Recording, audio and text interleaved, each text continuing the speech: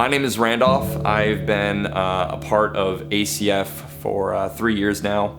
About a year and a half ago, I was in a really weird moment of my life, portion of my life, where I was in a really dark, deep place. I was struggling pretty heavily with depression and anxiety, and my coping for that would be to go out and drink.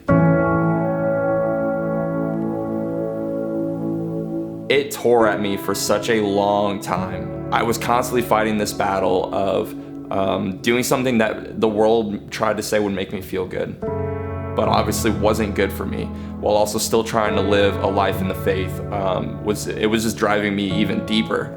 It almost felt like being in the church and doing that was making it feel worse, because I was having this false reality that, what I was doing, what I was committing to outside the church, these things that I would think to use to cope with would help, and they weren't. I was that guy that would, I'd be downtown in the clubs on Saturday night and then somehow make it to church on Sunday morning to be there to go on stage and do, emceeing or something like that. About a year and a half ago, I sat down with Britt Jacobs, who's the youth director, and she pulled me into her office and kind of had this come to Jesus moment where she was like, hey, we've been kind of starting to hear about some of your behavior and the way you've been acting and the things that you're doing. And that was really the first time I think that I've ever told anybody how bad it really was. That was the first moment where all the cards were on the table. I didn't know really where else to go. I didn't know what the next direction was going to be. But I almost felt naked and had so much shame wrapped up in who I thought I was.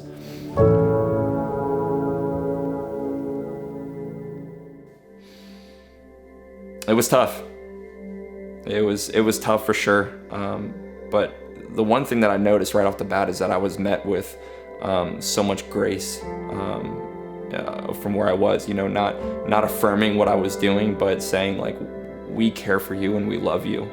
And like I said, I was in a deep, deep, dark place, and I didn't feel that love right off the bat. It was hard to comprehend that. I thought that my days of serving were done. I thought God is done with me. I didn't think that there could have been any redemption.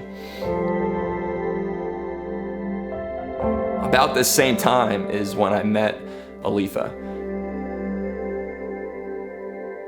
And it's funny, she said no to dating me twice before she said yes. So she eventually she said yes, and we started dating.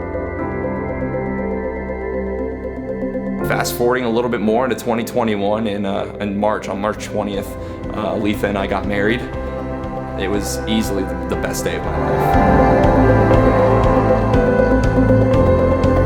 This was kind of the first time that I was like, oh man, I'm seeing the fruit of God saying I'm not done with you yet. From there also, I came back into serving with youth culture. CF Youth Culture Impact Eagle River!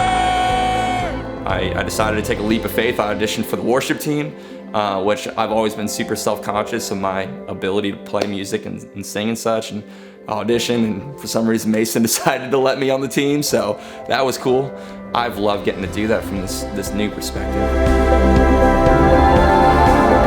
If it wasn't for ACF, I wouldn't have gotten to meet my wonderful wife now. If it wasn't for ACF, I wouldn't have walked away from the addictions that once kept me in chains. I wouldn't get to serve other people in the way that I get to. I'm very thankful for what ACF has done in my life and how God has used it to literally completely change my life around.